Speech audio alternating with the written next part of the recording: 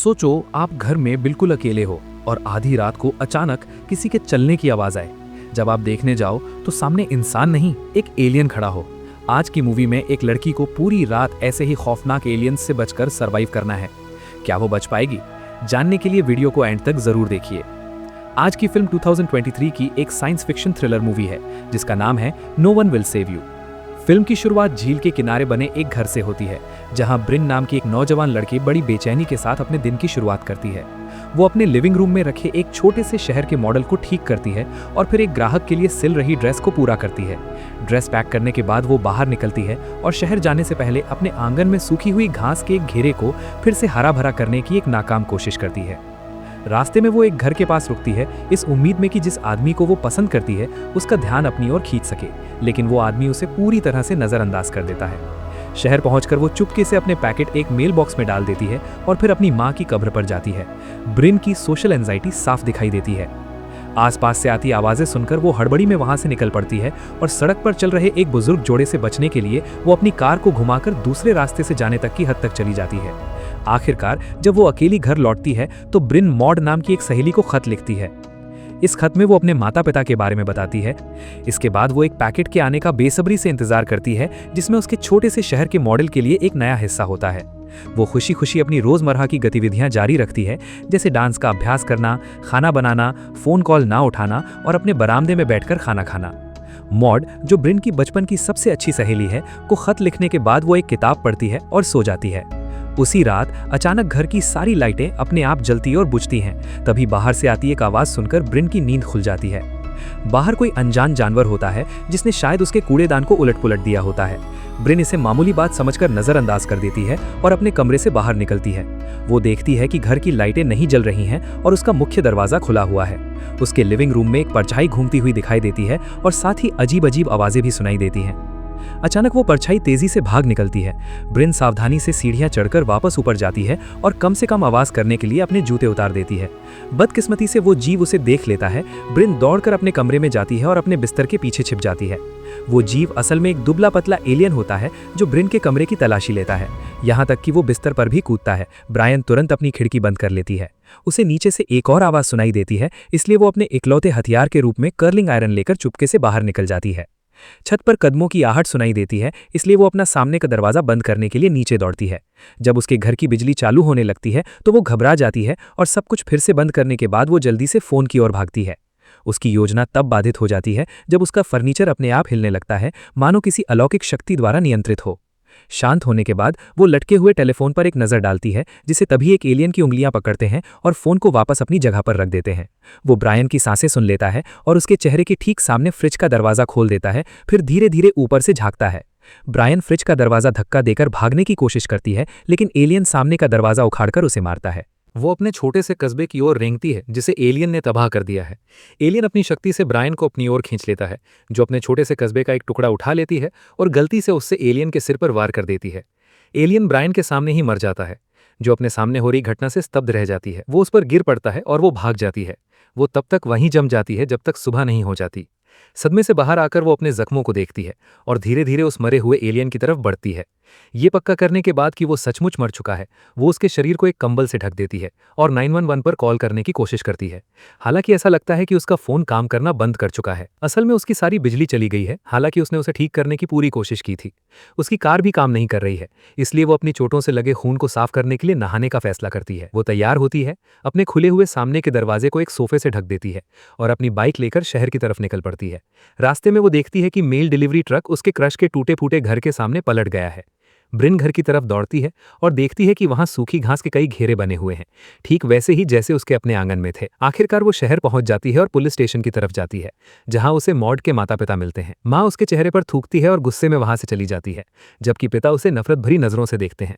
दूसरे पुलिस वाले भी उसकी मदद करने में हिचकिचाते हुए लगते हैं, इसलिए वो बिना घटना की रिपोर्ट किए ही स्टेशन से बाहर निकल आती है। वो पैनिक अटैक के दौरे के बीच अपनी बाइक की चेन खोलने की कोशिश करती है, लेकिन उसकी हालत इतनी बिगड़ जाती है कि उसे एक रंगी हुई दीवार के सहारे रुककर खुद को शांत करना पड़ता है। एक बस को आते देखकर ब्रिन टिकट खरीदने का फैसला करती है और शहर छोड़ने के लिए बस में चढ़ जाती है। जैसे जैसे बस आस पड़ोस के घरों के पास से गुजरती है, हम देख सकते हैं कि एलियंस द्वारा बनाए गए घेरे हर घर के आंगन में मौजूद हैं। अचानक एक आदमी ब्रिन के ठीक पीछे आकर बैठ जाता है, जिस पर ब्रिन का ध्यान जाता है।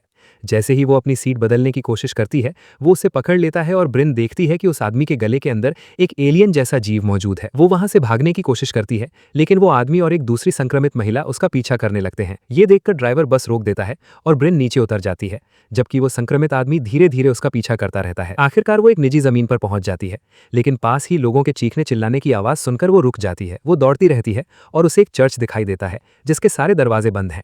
चर्च के कब्रिस्तान की ओर देखते हुए वो आगे बढ़ती है और मॉड की कब्र के सामने रुक जाती है। मॉड की मौत 10 साल पहले तब हुई थी जब वो 12 साल की थी। ऊपर से एक विशाल बादल उमड़ता हुआ आता है, जिसे देखकर ब्रिन भाग खड़ी होती है, क्योंकि उसे कुछ अशुभ होने का एहसास होता है। अपने पड़ोसी के घर वापस पहुंचने पर वो देखती है कि और भी कई लोग, जिसमें उसका क्रश भी शामिल है, संक्रमित हो चुके हैं। वे सब ऊपर की ओर देख रहे हैं और बादल की तरफ अपने हाथ बढ़ा रहे हैं। वे ब्रिन की मौजूदगी को भांप लेते हैं और उसकी ओर देखते हैं, लेकिन जब वो वहां से भाग निकलती है तो वे उसका पीछा नहीं करते। आखिरकार वो अपने घर वापस पहुंच जाती है, जहां वो देखती है कि वो मृत एलियन अपने मुंह से किसी तरह का तरल पदार्थ निकाल रहा है। उस तरल की एक लकीर घर के बाहर उसके आंगन में लगे फूलों की क्यारी तक जाती है, लेकिन जब वो आसपास छानबीन कर रही होती है तो उसका ध्यान ऊपर अपने घर के ठीक ऊपर उमड़ते बादलों की ओर जाता है। और भी एलियंस के आने की आशंका से तैयार होते हुए वो घर के अंदर आ जाती है और रोशनी के लिए मोमबत्तियां, लालटेन और अंगीठी जला लेती है। वो अपने सारे स्टोव जला देती है और उन पर पानी के बर्तन उबालने लगती है। टूटे हुए दरवाजे को ढकने के लिए वो एक कंबल कीलों से ठोक देती है, क्योंकि एलियन के जहाज से आती रोशनी उसके घर के चारों ओर घूमने लगती है। चलते चलते वो देखती है कि कंबल को थामे हुए कीले दरवाजे से रोशनी की एक किरण अंदर आने से ठीक पहले किसी जादुई शक्ति से अपने आप निकल जाती हैं। वो रोशनी मरे हुए एलियन के शरीर को घर से बाहर उठा ले जाती है और भी रोशनी उसके घर को स्कैन करती है, जबकि ब्रिन बेसमेंट की ओर भागती है। ठीक उसी समय एक छोटा एलियन उसके सामने वाले दरवाजे पर कूद कर आ जाता है।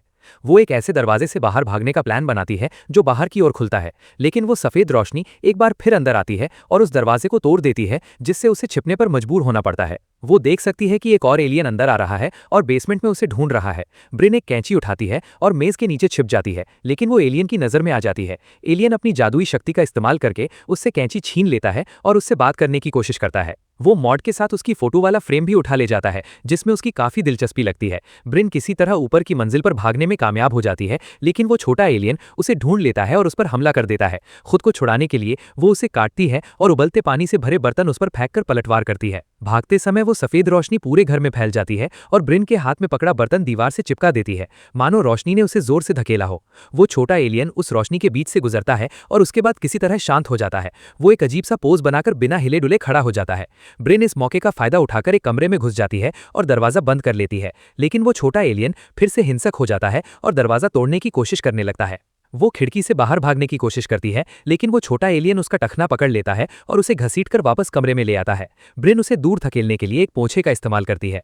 वो पोंछा बीच से टूट जाता है, जिससे ब्रिन उसका टूटा हुआ हिस्सा एलियन के कंधे में घोंप देती है। आखिरकार ब्रिन घर से बाहर निकलने में कामयाब हो जाती है, लेकिन तभी बहुत लंबी बाहों और 4 लंबे पैरों वाला एक और एलियन उसके सामने आ जाता है। इससे पहले वाला किसी बुरी शक्ति के असर में आया हुआ डिलीवरी वाला वहां आ जाता है और ब्रिन के बाल पकड़कर उसे उस लंबे एलियन की ओर घसीटता है। ऊपर आसमान में ब्रिन को एक यूएफओ पास आता हुआ दिखाई देता है, जबकि वो लंबा एलियन अजीब अजीब इशारे करता है, मानो वो उस यूएफओ से बात करने की कोशिश कर रहा हो। प्रेतग्रस्त व्यक्ति रुकता है और ऊपर देखता है, लेकिन ब्रायन किसी तरह खुद को छुड़ाकर उस व्यक्ति को धक्का देती है। तभी यूएफओ से एक सफेद रोशनी नीचे आती है। ये रोशनी उस व्यक्ति की गति रोक देती है और उसे आसमान में खींचकर फिर नीचे गिरा देती है। यूएफओ उड़ जाता है, जिससे वो लंबा एलियन भ्रमित सा दिखता है, जबकि प्रेतग्रस्त व्यक्ति फिर से हिलने डुलने लगता है। ब्रायन भाग जाती है और वो लंबा एलियन उसका पीछा करता है। वो उसके घर पर भी रेंगता है और छत से चिल्लाता है, मानो और एलियंस को मदद के लिए बुला रहा हो। मजे की बात यह है कि छत पर संतुलन बिगड़ने से वो लंबा एलियन गिर जाता है, लेकिन फिर उठकर ब्रायन का पीछा करने लगता है। वो उसकी कार में फंस जाता है और ब्रायन इस मौके का फायदा उठाकर लीक हो रहे पेट्रोल में आग लगा देती है, जिससे एक धमाका हो जाता है। इस तबाही को देखकर ब्रायन विजयी मुस्कान बिखेरती है, लेकिन घर के अंदर घुसते ही वो फिर से उस सफेद रोशनी से चौंक जाती है जो अब उसका पीछा कर रही है। वो अपने कमरे में छिप जाती है, जबकि तहखाने से आया एलियन धीरे धीरे दरवाजा खोलकर अंदर आ जाता है। वो कमरे में ब्रायन को ढूंढ रहा था और साथ ही उसे मॉड के साथ बिताए बचपन की यादें भी दिखाई दे रही थीं। जब वो अजनबी किसी और चीज में व्यस्त था, तभी ब्रायन चुपके से उसके पीछे से आई, लेकिन उसने सिर्फ एक उंगली से उसे धक्का दिया और कमरे की दीवार तोड़कर भाग गया। वो रेंगती हुई भागी, लेकिन तभी खिड़की से एक लाल रोशनी उस पर पड़ी, जिससे वो वहीं रुक गई और फिर छत की ओर जोर से टकराई। रोशनी रुकने पर वो गिर पड़ी, लेकिन तभी रोशनी ने उसे जमीन पर गिरने से पहले ही पकड़ लिया और वापस ऊपर उछाल दिया। ब्रायन ने देखा कि एक परग्रही प्राणी उसके करीब आ रहा है, ऊपर की ओर तैरता हुआ उसके सामने आ रहा है। वो एक आवाज निकालता है, फिर कांपने लगता है और तब तक घुटता रहता है जब तक उसके मुंह से एक छोटा प्राणी बाहर नहीं आ जाता। ये नया प्राणी कई तंतुओं से सुसज्जित धीरे धीरे ब्रायन की ओर बढ़ता है। उसका मुंह अनायास ही खुल जाता है, जिससे तंतुओं वाला प्राणी अंदर चला जाता है। अचानक वो चीखते हुए अपने कमरे में जाग जाती है। पिछली घटनाएं उसे महज एक बुरे सपने जैसी लगती हैं। खुद को संभालते हुए वो उठती है और नीचे की ओर जाती है। उसका घर अछूता सा लगता है। गलियारे से आती एक हल्की सी आवाज उसे जांच करने के लिए प्रेरित करती है। उम्मीद के विपरीत उसे एक धुंधली सी महिला की आकृति दिखाई देती है, जो दूर से धीमी आवाज में मॉड बुदबुदा रही है। जैसे ही आकृति स्पष्ट होती है, ब्रायन गिर पड़ती है, अपनी प्रिय दिवंगत मित्र मॉड के एक बूढ़े रूप को पहचानते हुए। भावनाओं से भरी ब्रायन मॉड से क्षमा मांगती है, इससे पहले कि वो घबराकर अपने गले में हाथ डालकर तंतुओं वाले परग्रही प्राणी को बाहर निकाल दे। वास्तविकता में लौटकर ब्रायन अपने घर के बाहर उस छोटे से एलियन को पकड़े खड़ी है। वो छटपटाकर खुद को छुड़ा लेता है और घास में भाग जाता है। जब वो उसे ढूंढ रही होती है, तभी अचानक ऊपर आसमान में एक यूएफओ दिखाई देता है। यान उस छोटे से एलियन पर एक पीली किरण छोड़ता है और आश्चर्यजनक रूप से उस रोशनी के भीतर एक मानव आकृति प्रकट हो जाती है।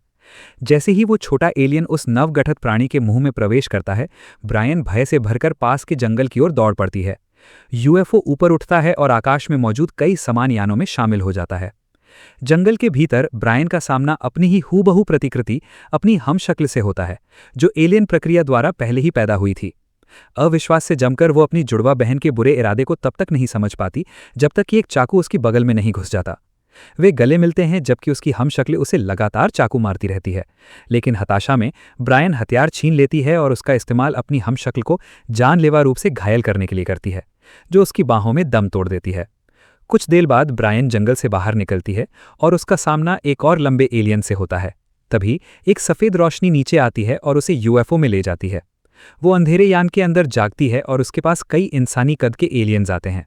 वे अपनी उंगलियां दिखाते हैं और उनमें से एक उसके माथे को छूता है। उसकी चेतना उसकी माँ और बचपन में कुछ बनाने की यादों में खो जाती है। फिर वो घर के बाहर जाती है, जहां उसे समय में थमी हुई एक और याद दिखाई देती है, उसके घर के सामने खड़े कई पुलिस वाले। ब्रिन का पैर लड़खड़ाता है और वो घास पर गिर पड़ती है। जब वो ऊपर देखती है तो उसे अपना ही बचपन वाला रूप दिखाई देता है, जिसे मॉड जमीन पर धकेल रही होती है।